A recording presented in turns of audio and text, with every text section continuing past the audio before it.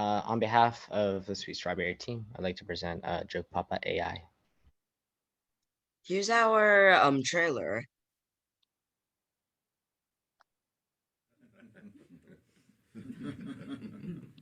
What do you call fake pasta? An impasta.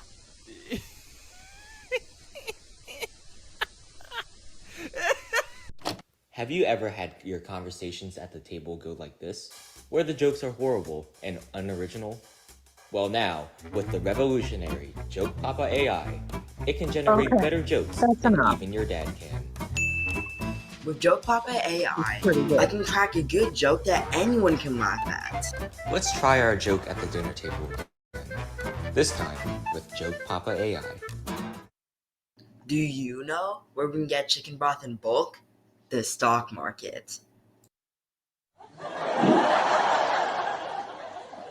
That was actually funny, Dad. Thanks, son. And that's why you should try JokePapa AI today, bringing jokes back to the dads.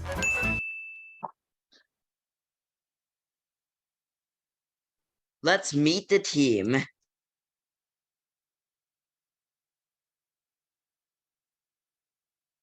Panda here. I am Alex, and I built one of the models. I'm Hari. I worked on one of the models and the back end. Hello, I'm Kai. I'm the product manager, and I made most of the front end with a little bit of testing of the model. Hello, I'm Nischay. I worked a lot on the back end and a little bit on the logo. I'm Parker. I helped with the website design. And I'm Ryan, and I worked on the trailer and some of the front.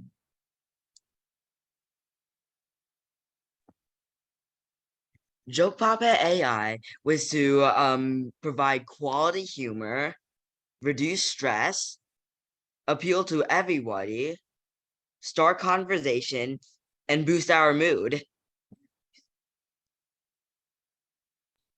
The data set we used was from Kaggle called the database. It included hundreds of dad jokes, and we converted the CSV file to TXT using some software.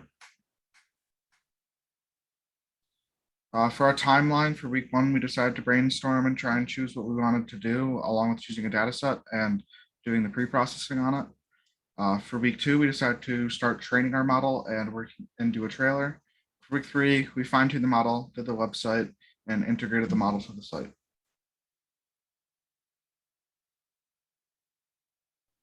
So this is model number 1. This is the one we've used. Basically, how it works is that we load the data set in and tokenizing it, which means like separating the data set from its like key components like words, subwords, using the GPT Neo tokenizer. We trained it using the data set and the pre-trained model of GPT Neo 2.7 billion parameter. And then finally, it generates the jokes. So here are some of the example outputs. So one time we put cheeseburger in, it says, sorry about your lettuce, joke comes later, good job, ketchup, you add more lettuce to your salad. And then sometimes it just like spits out random nonsense. So if you put an AI camp, it just says, it talks about how to make the beans vegan. And then this one time we put, are you funny? It says, it's me. Very good. Some of the challenges we faced is implementing it to the front end. It took a lot. It was pretty hard. And it was nonsensical output, just like you've seen previously, and grammar issues. So I made model number 2, and I used it with ChatGPT 2 simple. Sorry, not ChatGPT 2. GPT-2 small, because I knew about GPT-2 small beforehand, and I had a vision, and I wanted to just follow through with that until the end and like create it the way that I first saw. So the way that this works is it first calls and tokenizes the data set into a list of jokes with NLTK, and each individual joke is separate from the rest of the jokes.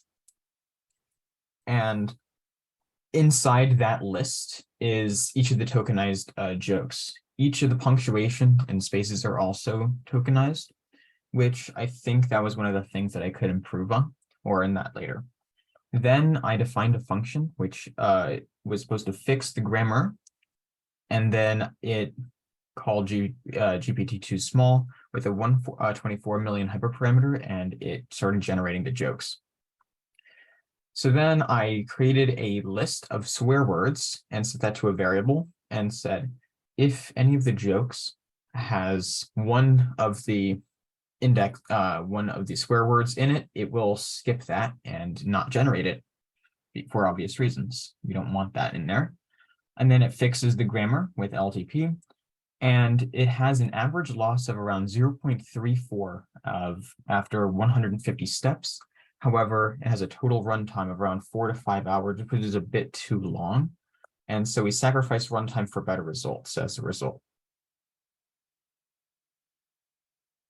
So here's an example output. One of them was, I burned 2,000 calories today, left my food in the oven too long. And then below that is, why did the French police arrest a German shepherd? He was barking up a French word. I don't quite get that one, but one of you might find it funny. One of the issues with this joke is that the punctuation is separate from the word, even if it's supposed to be directly after it. That was one of the challenges that I had to deal with. Another joke is, why does Waldo only wear stripes? Because he doesn't want to be spotted.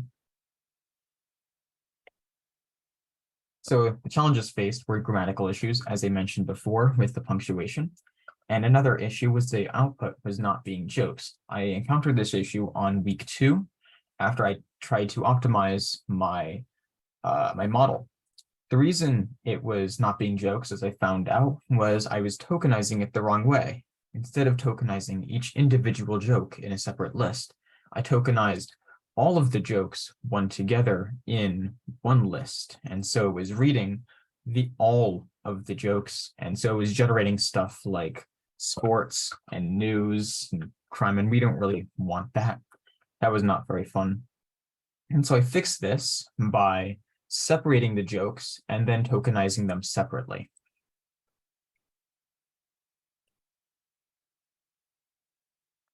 So this is why we chose Model 1. In Model 1, we used GPT Neo 2.7 billion parameter version. This is a transformer model which is designed using Eleuther AI's replication of the architecture from GPT-3. Another issue was that Model 2 that Alex made wasn't compatible with Hugging Face, which we used to deploy our model. And as Alex said, it took him around 4 to 5 hours of training time. And in Model 1, it was way shorter, which is why we had to go with Model 1. So this is our tech stack. Obviously, our model was built with GPT Neo. On Hugging Face was where we deployed our model. Replit was used to deploy our website, and for the web interface, we used a combination of HTML, CSS, JavaScript, and Flask. So Kyle will be showing us, showing you guys the demo, and I'll let him take it from here.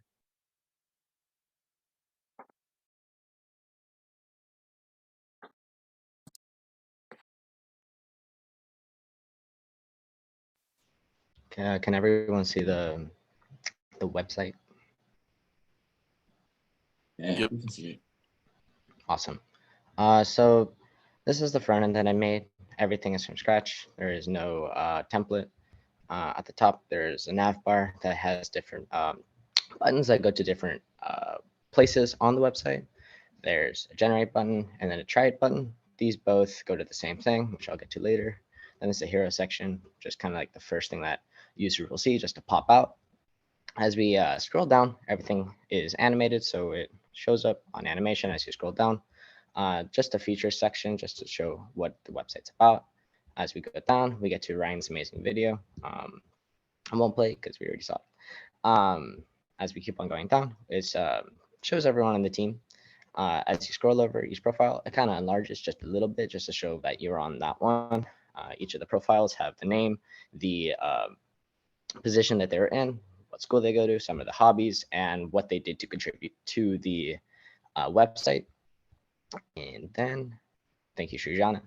And then as we go down, we get to our mission, which is ultimately just to spread joy and laughter. There are also some health benefits that come from jokes. I mean, you've heard the saying, laughter is the best medicine. So kind of dwell on that. And ultimately, everything goes back to AI Camp. This logo / button goes directly to the AI Camp through a separate window. If you noticed horizontal lines, this was to help with the nav bar, just because if I went to certain things without the horizontal line, I would kind of cut it out a little bit. So that was just my quick fix. And then there's a to the top button, which is self-explanatory. It just goes directly to the top. And then when we try to go to the generate buttons, this was just a really rough sketch, basically. This was my attempt at putting in the model to a front end. It didn't really work because I was trying to use Alex's model because it was more accurate. But what I didn't anticipate was that Hugging Face didn't work, and it also took a really long time. Everything else kind of works, generate, yeah. So that's why I kind of put a little disclaimer why it didn't work. Obviously, we had 3 weeks, and not all of that time was designated for the model and for the front end. So the implementation was a little tricky. Definitely, if you have more time, obviously it's going to be better results. And then branding. I'm going to quickly switch to Ryan sharing what we have for the actual generator, and then I'll just explain that.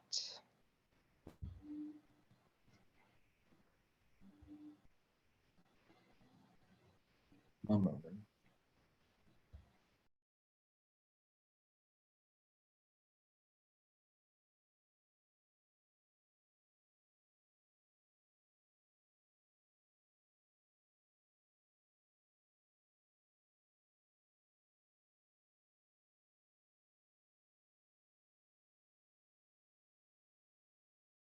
So this is basically how it's going to be generated. So basically, type in a prompt. I don't know.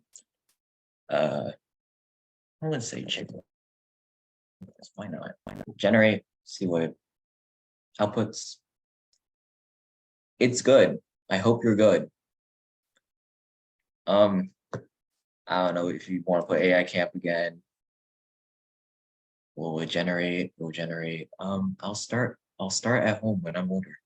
See, so some of these things, they don't like make total sense, but sometimes it's funny in its own weird way. So yeah, that's basically our model. Thank you, Srijana, for helping us, as well as my whole team. And yeah, thank you for letting us present.